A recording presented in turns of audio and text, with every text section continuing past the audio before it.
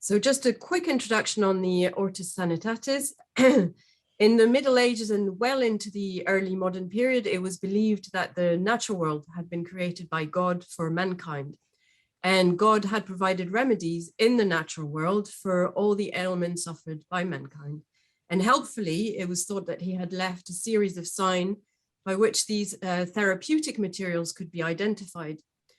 Those were expressed in what is called the doctrine of signatures, which are signs by which the medicinal properties of plants, animals, and minerals could be identified for their use. So the Ortus Sanitatis has a bit of a complex history at the beginning.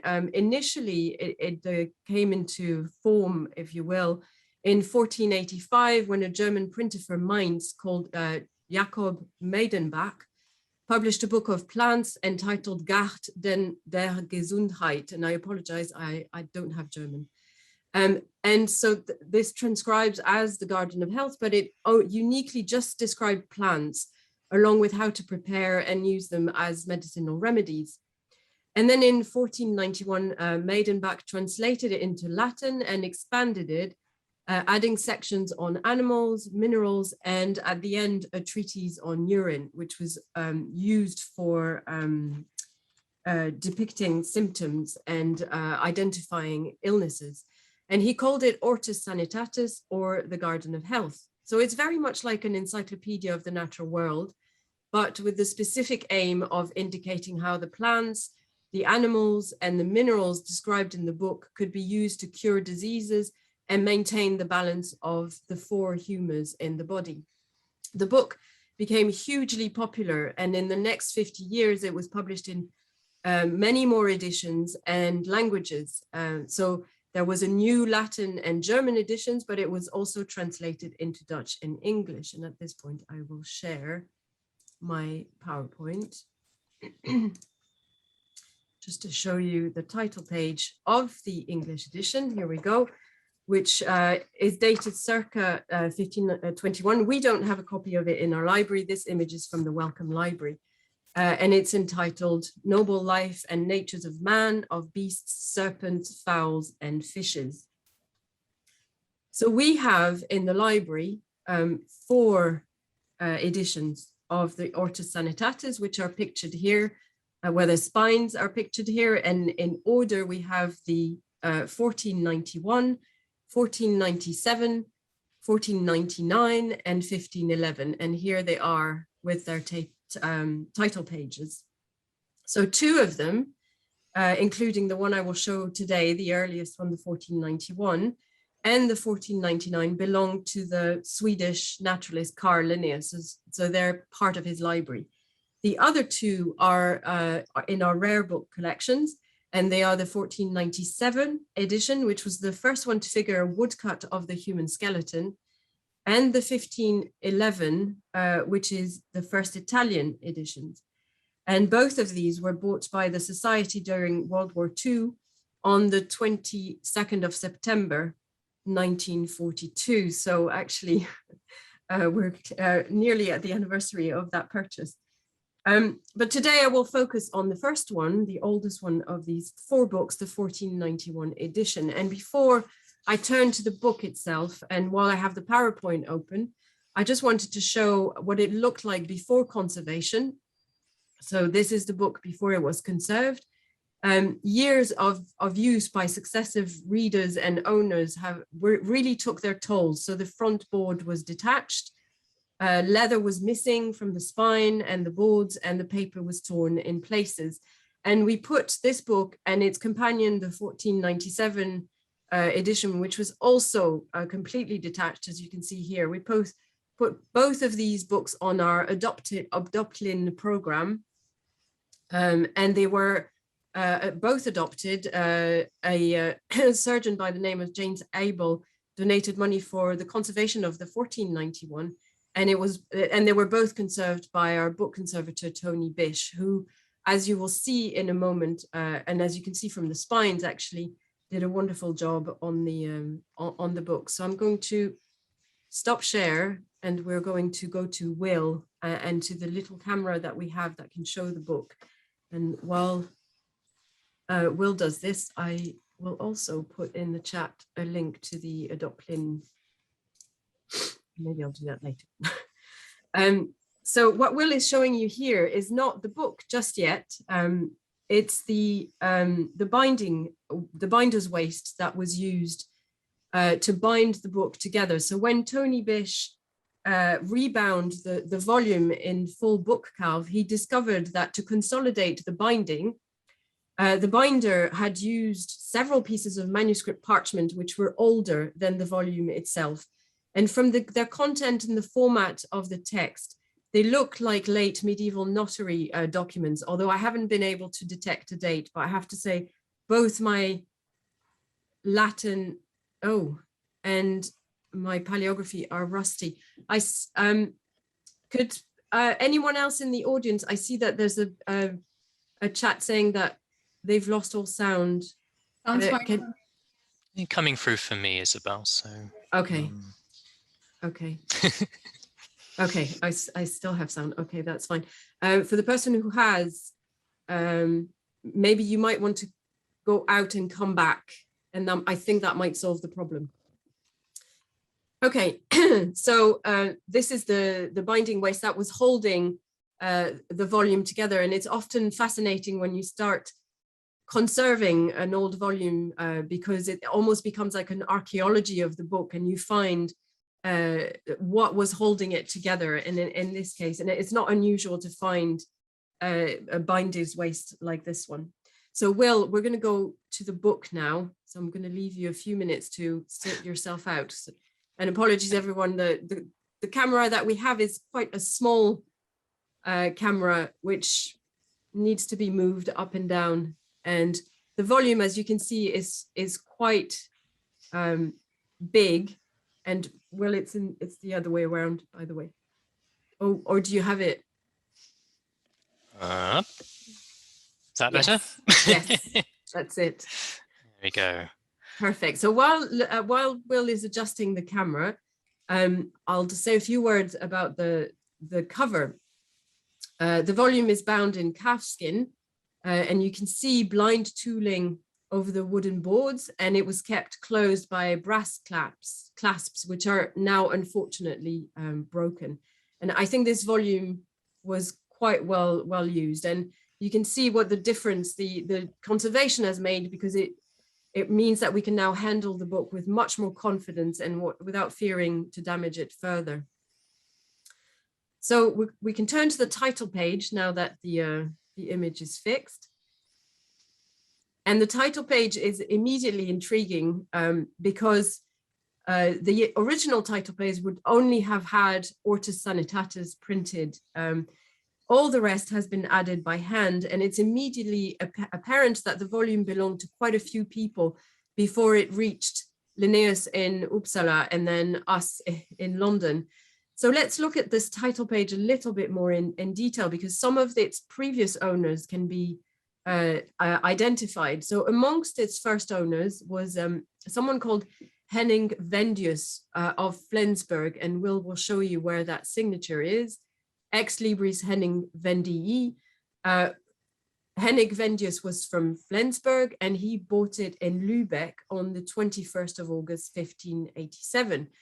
And he's the one who also copied the aphorisms from Hippocrates that are below the title, where Will is indicating now. Thanks to some historians on Twitter, and I should mention a friend of mine who's a German archivist at the archives of Cologne, Ulrich Fischer, and Dominik Hoeniger, who's a Twitter historian. They helped me find out more about Vendius, and he appears in the Rostock University student registers in the winter semester of 1589. So he was clearly a medical student. But he must have been in Rostock earlier, because an annotation further down, so underneath the Hippocrates aphorisms, indicates that he donated the volume in everlasting memory to its next owner, who's, funnily enough, the name and the city have been scratched out. So maybe, Will, you can... Yeah, so you can see that some of the text here has been scratched out, I suspect by an owner later on, but I don't know the reason why. Despite that, you can just about see Vendius's name. You can certainly see Henning, and then the W from Vendius on the first line of that little paragraph. And then the city name Rostokensis, which also has been scratched out, and I think the date 87, which indicates that the book was given from Henning Vendius to this new owner sometime just after he bought it. So there may be other handwritings on the page, and I know there are, but I couldn't detect other names. The next name of another owner, so this is a good 50 years later, is on the next page, which has the beginning of the work and quite a nice frontispiece. And on the top right of that first page is a name, Christian Schmilern, who inscribed his name on the first page in 1630. So that was the next. So the book is clearly making its way vaguely north towards Denmark. At some point, Linnaeus must have bought it, but we don't know when, and he himself did not add his name to the book. He actually rarely annotated his book, although he seems to have signed some of his early books that he acquired earlier on as a student in Uppsala. I checked his correspondence and other works, and there is no mention of when Linnaeus might have acquired this book. His annotations are not within the book, so it's very difficult to know whether he used it. And the fact that he had two copies as well, two different editions, none of which are annotated, is quite intriguing. But the last name appended to the title page, sorry, we'll have to go back to the title page, was that of James Edward Smith in 1784. And James Edward Smith purchased the Linnean collections from Linnaeus's widow, had them shipped to England, and once he received the collections in 1784, he added the inscription E Bibliotheca Linnaeae, so from the library of Linnaeus, to all the books in Linnaeus's library. And then James Edward Smith founded the Linnean Society, which is why this book is with us today, but it's still kept with the library of Linnaeus, with the other books from Linnaeus's library. So all of these owners use the Ortus Sanitatis probably as a reference book, and we can see the sections which were most heavily used by the extent of the annotations in the work, which you'll see as we go. It's the treatise on urine at the end, for instance, which is full of annotations in the margins, and specifically one done by one of the early owners. But the readers have added headings and occasional Renaissance style manicules, which are these drawings of pointing hands, which will show, there's some towards the end, that show a certain passage within the text that today we would probably highlight with a fluorescent highlighter. This book we call an incunabula because it's one of the earliest printed books published before 1500. And the pages have mostly been printed, but some elements are still done by hand. So you can see the capital letters in each of the chapters, and we'll show you the big capital letter, which is at the very beginning of the book, for instance, are done by hand in big flourished letters, done in either red or blue. Now, some copies of this book in other libraries exist in color, and at this time they would have been hand colored. In our case, it's not, unfortunately, it's still in black and white. But one owner might have had access to red paint, and the presence of annotations in Vendius's hand at some point in the book may indicate that the painting of the cherry fruit, in particular, that Will is going to show you now, or rose flowers in another bit of the text, may have been done by him. So you see that the text here has been the illustration has been partially colored. So we've seen the binding and we've seen the exterior of the book. We've looked at its owners and its annotations. We'll now turn to the contents themselves, because the book, the attraction of that book and why we chose it for Linnean lengths is that it's filled with really delightful woodcuts, illustrations of plants, animals, and minerals. The book contains 1,066 chapters, most of which is on plants, but then it's followed by animals, including mammals, birds, fish, and then at the end, minerals, and then at the right at the end, the treatise of urine. So we're going to have a look at some of these. We've made a selection, and this is where I hope you can bear with us, because poor Will, I've actually put flags within the book, but he's going to have to go back and forth, especially with the plants. So the book starts with the plants, and each section starts with a frontispiece, which depicts, thank you, Will, which depicts the what is being described. And each section is alphabetically arranged, so there's no classification. The plants just start with the plants that begin with A, and it goes on until the end of the alphabet, and then it starts again for each of the animals. A lot of these plants contain vegetables like a carrot or herbs. Plants are familiar to us, so we'll start with a few of these. The first one that we want to show you is the garlic, allium in Latin. And one of the owners, which is here on the page on the left, one of the owners has written the German name next to the entry, Knoblauch, I hope it's pronounced. The first section, so each section for each plant is articulated in the same way. The illustration comes before the description of the plant. And you can see here it's chapter something or other. I can't quite see because it's not clear enough for me. But then comes the description, and then a separate section called operaciones, which gives the medical uses and the preparation of the plant. So for the garlic, for example, it is noted that its smell drives away snakes and scorpions. The next one we want to show you is basil.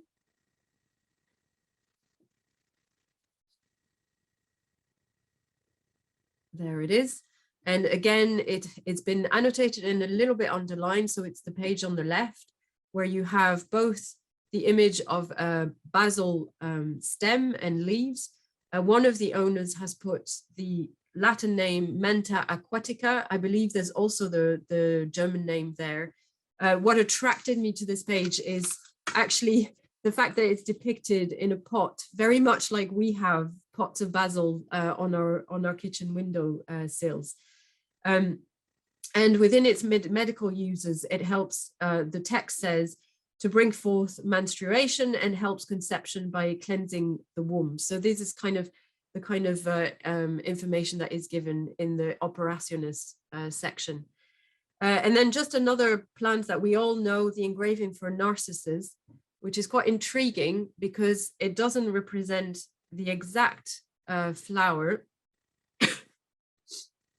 And we'll find the page. There it is on the right. It's the one on the extreme right. But it has diminutive figures emerging from the flowers, which are meant to represent the beautiful youth who loved his image too much. So Narcissus from ancient mythology. And this is when we find that it is really typical of the period when it was thought that nature reproduced biblical or here mythological text. And so in that same vein, let's look at 3 imaginary or biblical plants that are included. So we're going to have to go back slightly to get to the tree of knowledge, which is here on the left. And 2 of them are included in the book. This is just one of them. And it has a woman-headed serpent intertwined with the trunk of the tree. And the text reads that the person who eats the fruit of the tree of life should be clothed with blessed immortality and should not be fatigued with infirmity or anxiety or lassitude or weariness of trouble. Something that I think we all need in these days. Another couple of imaginary or biblical plants, a tree called Basil, I think it's pronounced, which was believed to exhale a narcotic poison. And so it is represented here on the left, and I hope you can see because the spine is quite difficult. That's perfect, Will, thank you. You can see that the 2 men lying beneath the tree seem quite dead. But what I found really interesting when I was looking for all these kind of vignettes is that the annotations are mostly on the plants that are used. So all the imaginary plants and animals that we'll see have not really been annotated by the readers, which I thought was very interesting, actually. The last imaginary plant is the mandrake, which of course we had to include, famous since Harry Potter days, has a near magical ability to relieve pain, and its wrinkled forked root was believed to represent a man, so it's here represented as a man. And furthermore, in the text, it says if it is pulled up, it will emit a shriek so appalling that it will kill the collector. So Maidenbach provides the solution. The collector should take a dog with him and tie its lead to the plant. Then, after stopping his ear to shut out the lethal shriek, he should beat the dog so that it flees and pulls up the root. But again, there's not many annotations related to the medicinal use of that plant here. What's interesting as well is that within the rest of the plant, we find substances such as starch, vinegar, cheese, soap, etc. And because they're hard to represent on their own, they become the excuse for wonderful little scenes. And actually, before we leave, I should point out that next to the mandrake is manna falling from heaven, just as an aside, sorry. So let's go back to these wonderful little scenes, and we selected 3 for you. The first one, I believe, is honey.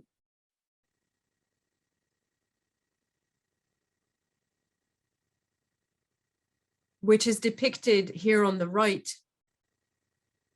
by a boy who is extracting it from a comb.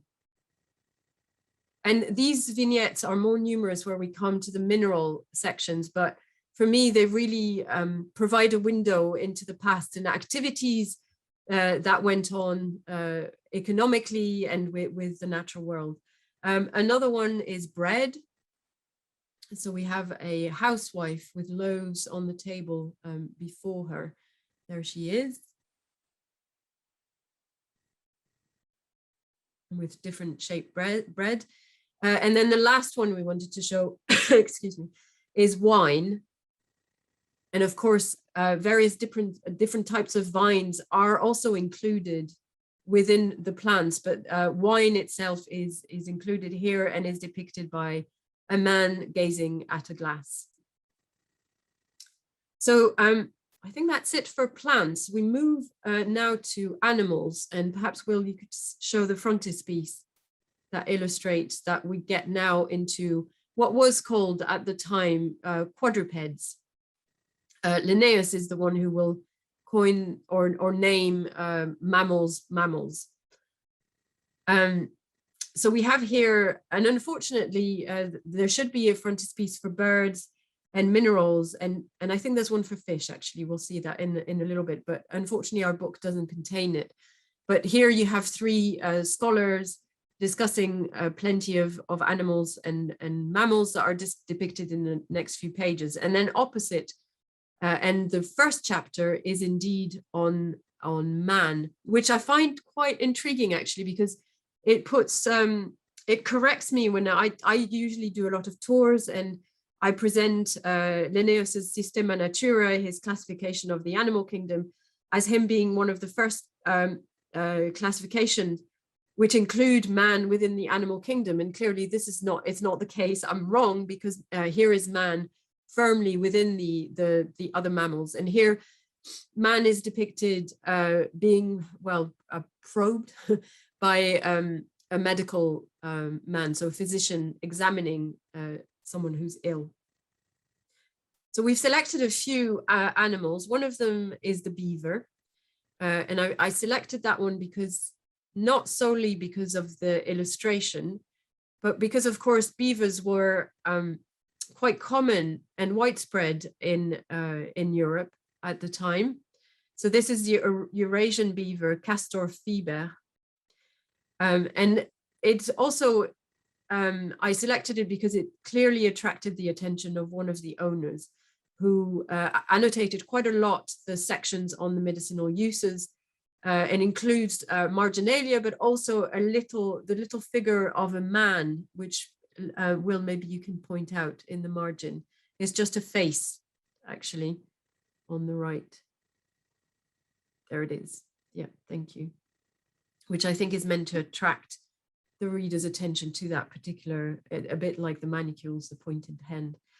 So yes, the beaver was once widespread, and it was hunted to near extinction for both its fur and for castoreum, which is a yellowish exudate from the castor sacs of mature beavers, which are located under the tail.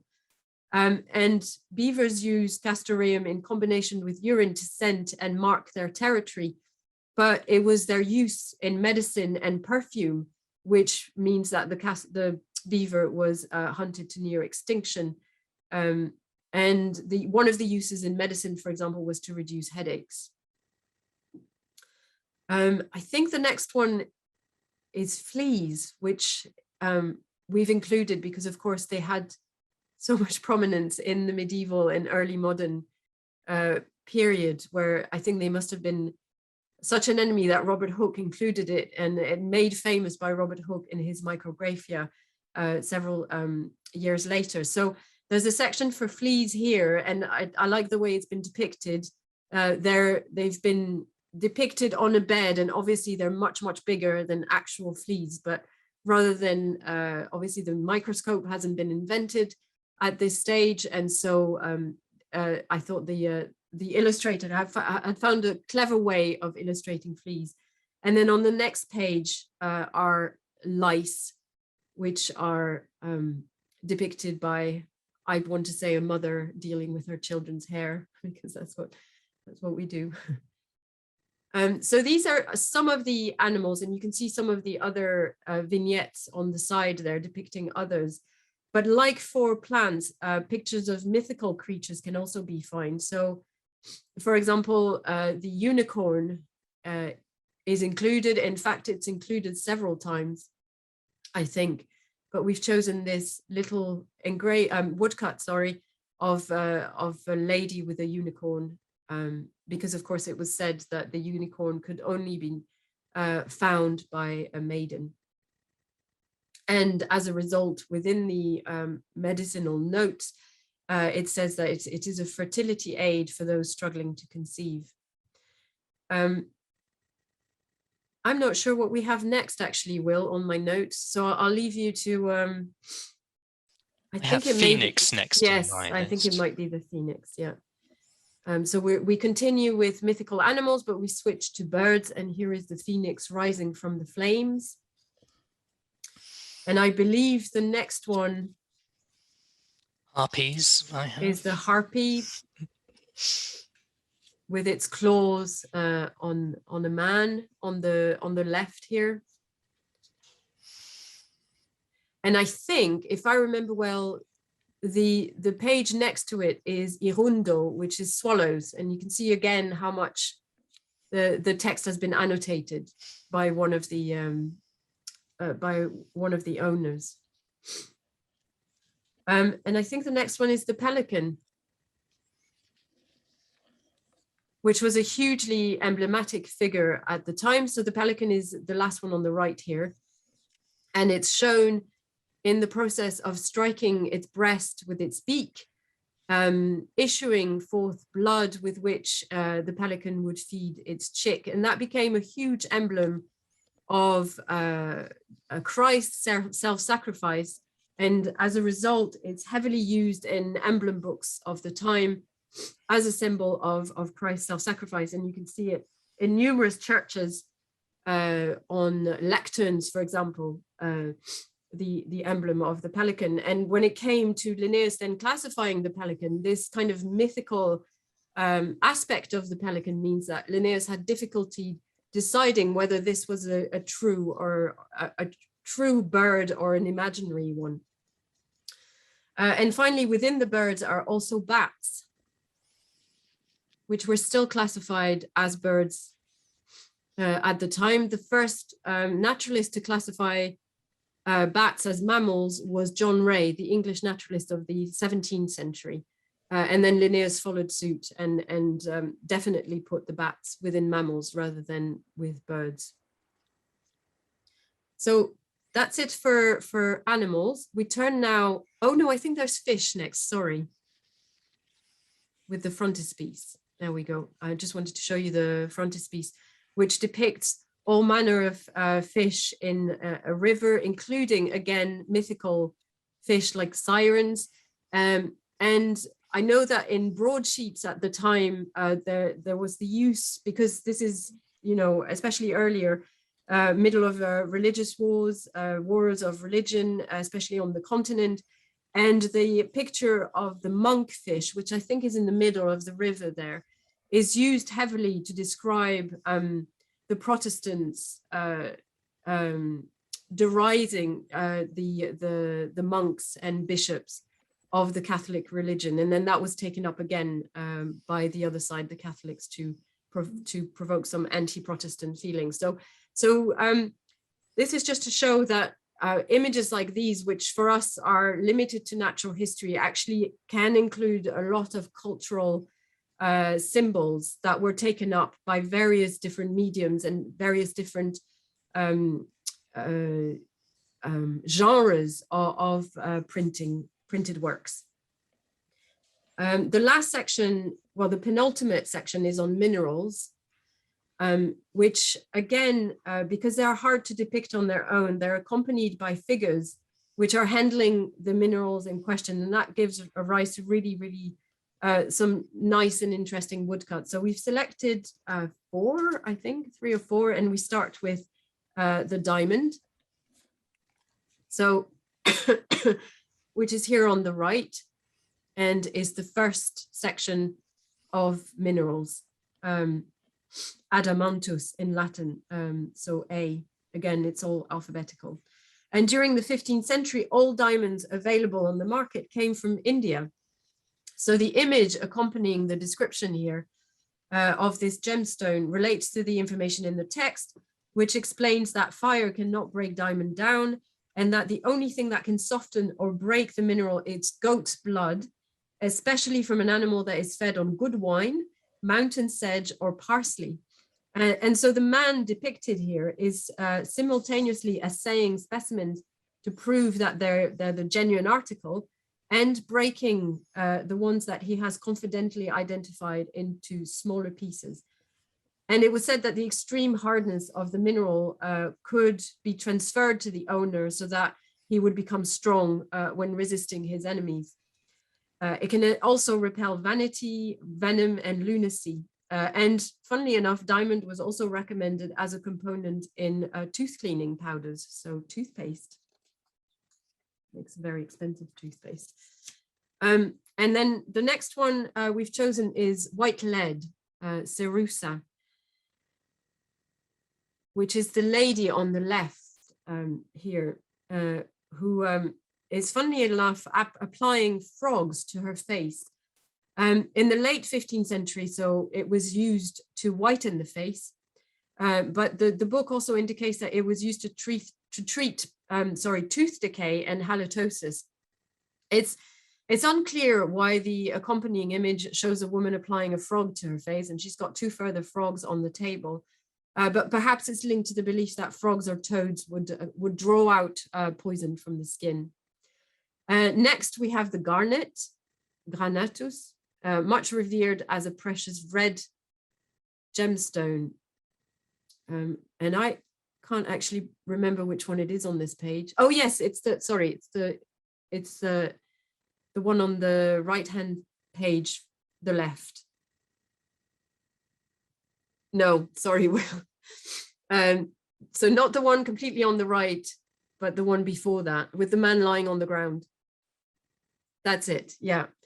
And it shows the means by which true and false examples were distinguished from each other. So the key was to have a semi-naked test subject, which was holding or wearing a garnet ring, and whose body was smeared with honey, and he was forced to lie on the floor. And here the supervisor is clearly taking no chances that he will make an escape because he's standing on the subject's feet. And then wasps and flies are then released. And if they land on the gentleman, it proves that the stone is a fake, because true examples of the stone possess the power to force the insects away. And garnets were believed to strengthen the heart. And if carried in the mouth, it conferred upon the bearer the ability to accurately weigh the opinions and ideas of others. I should highlight that this I had from an article on the minerals in the Ortus Sanitatis. If anyone is interested, please email me and I could find you the reference. I don't have it to hand right here. The final mineral is tartaric acid, tartarus, which is the mineral-like hard residue that builds up on the insides of wine vats and barrels. So you can imagine which illustration we're looking at here. It's included here because of its mineral-like appearance, and probably as an excuse to share the delightful accompanying figure with the laborer fully immersed in the barrel, successfully hacking out the tartarus rind, complete with builder's cleavage. And the material was used to treat impetigo and to cleanse the body from impurities. So that's a few examples. The last section is the treatise on urine, which frontispiece shows a series of, well, a group of physicians pointing to vials of urine, possibly in a physician's shop, with two very choleric children fighting in the foreground, and possibly this is what they're trying to treat. There's not, that's the only illustration of that section, but interestingly enough, that section is the one that is annotated the most.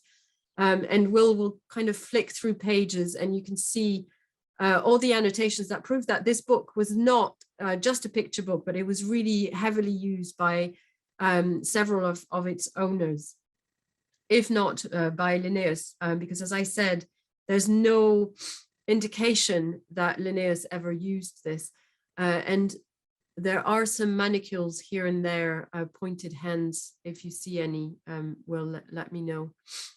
There's one, yeah, we'll show you. I hope you can see it. The camera's a little bit blurred, but there it is. That's pointing to a yes, just like that. Thank you, Will.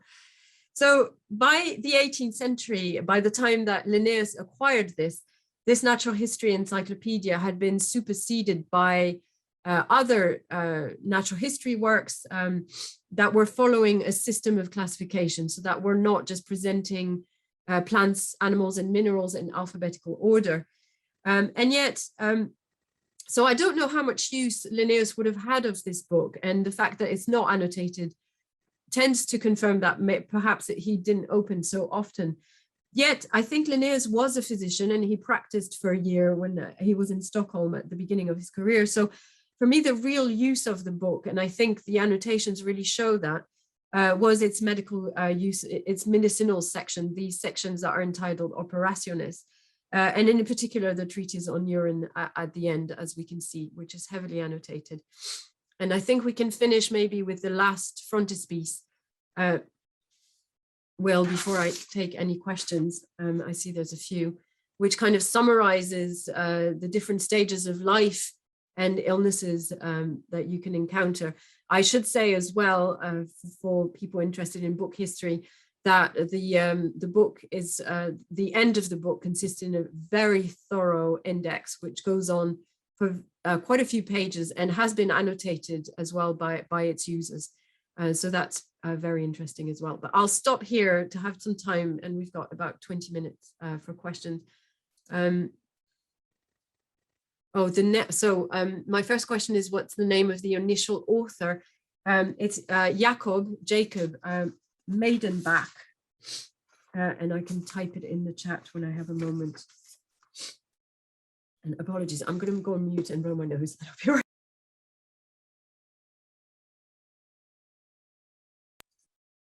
Okay.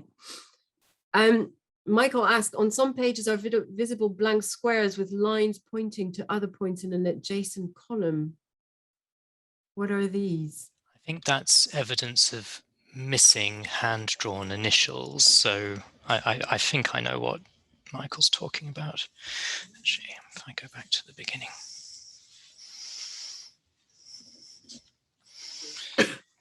So this sort of thing. Yeah. So that's where a handwritten initial would originally have appeared, I think. Although he says with lines pointing to other points in an adjacent column. That's a paper repair. Something. Oh, the lines. Yes, I see. The lines are basically where the ornate bit of the initial would have gone, either in blue or red. Yeah. Sarah Wilson asked, hello, I was wondering how they knew what the operaciones for each plant were. Did they test the plant somehow? Perhaps it was based on a few observations. Oh, that's a very good question. So the true answer is I don't know about Jacob Maidenbach. I don't know if he experimented any of these. My feeling was that this is based on Herbal's manuscripts from the medieval period. So I would think that this is information that is transferred through the medieval tradition of herbal manuscripts. And because printing exists, it's now printed, but really this is not new information. This is information that's been, and knowledge that's been shared, particularly in manuscripts held by monasteries and copied by monks throughout the medieval period.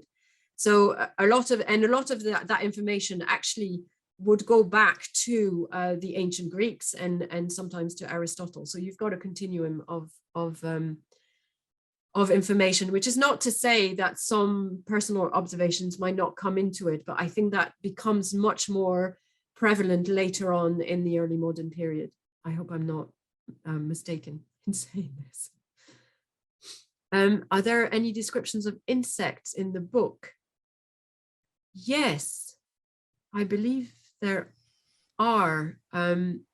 So we've seen a few, the fleas and the lice. There are, I remember seeing some caterpillars, for example, but there's not that many as far as I remember. Will, do you know? No, I was going to say that there are the fleas and there are cockroaches and some beetles and things, but they're not terribly common, I don't think. Yes, I think you've got to remember that it has to be insects also that can be used in a medicinal way or that are concerned for medically, which is the case for fleas and lice. So butterflies, for example, I haven't seen any, but then I don't know if they were used for medicinal reasons either, so which might explain why they're not there. I hope that answers the question. How many copies of this book were published? I have no idea, actually. It's a very good question. I don't know. I think it's relatively common in libraries. You'll often find that most libraries have one or two editions. So I don't think it was rare, and it was so popular that I think it was an extremely successful item. So, but in terms of the numbers, I'm afraid I wouldn't know. Would you, Will? It's much easier generally to tell you how many copies survived than how many were made, unless you've got sort of very good evidence from a printer or publisher that sort of goes into the detail of how much he produced. But it was a popular work. It went through all of these editions in pretty short order, and there was something of a printing boom in Germany in the later half of the 15th century. So I think this would have been something of a staple work. It was produced in relatively large numbers, which is why copies sort of survive in lots of different libraries around the world, as Isabelle says. I see there's some people in the audience who actually will know the answer to all these questions much better. I see Karen Reed is here, so I hope she's not horrified at what we're saying. Claire Blenko says, I didn't know there was an English translation. Do you know if this is available to view as a digital copy online anywhere? So yes, the Wellcome Trust copy that I showed you, that's a digital copy that you can browse on the Wellcome Trust Wellcome Library website. Stella, hello Stella. Is there text on man or just an image? There is text. I couldn't actually tell you what it says. I have a feeling it's probably both a description and an account of the various illnesses that that can afflict man. So it would probably need an in-depth look at it. And you're welcome to come into the library to check it out. Karen Reeds says, thank you. I don't remember seeing a frontispiece before an index in any other incunabulum. Does the 1497 edition have one? At the top of my head, Karen, I can't say, but I'm going to make a note of this and I'll email you the reply because I don't know. And because it's downstairs in our collection store, it's not very easy for Will to go and get it immediately.